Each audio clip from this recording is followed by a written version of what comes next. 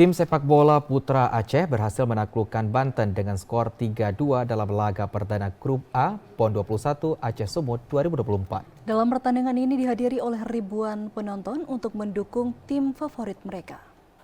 Tim sepak bola putra Aceh memulai debut perdana mereka dalam Pekan Olahraga Nasional PON ke-21 Aceh Sumut dengan kemenangan tipis 3-2 atas Banten dalam laga perdana Grup A.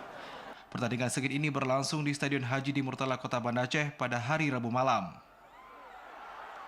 Ribuan penonton juga memadati stadion untuk menyaksikan dan mendukung tim kesayangan mereka.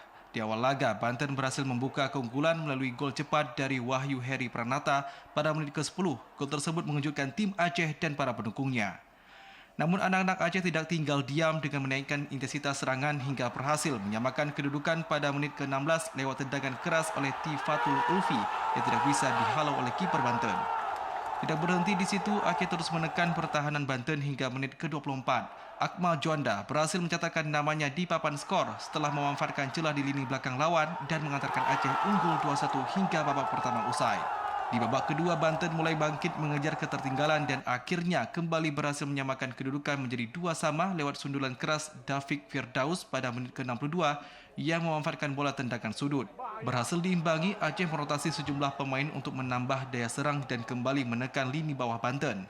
Hasilnya, M. Nur Mahyudin yang datang sebagai pemain pengganti mampu menerobos pertahanan Banten pada menit ke-69 dan memberikan asis untuk Akmal Juanda yang selanjutnya mampu dikonversikan menjadi gol. Skor 3-2 untuk Aceh bertahan hingga peluit panjang berbunyi. Hasil ini membuat Aceh berada di posisi pertama klasemen sementara Grup A dengan koleksi 3 poin. Setelah pada saat yang sama Jawa Barat hanya mampu bermain imbang 1-1 melawan Sulawesi Selatan. Tim Liputan TVRI Aceh melaporkan.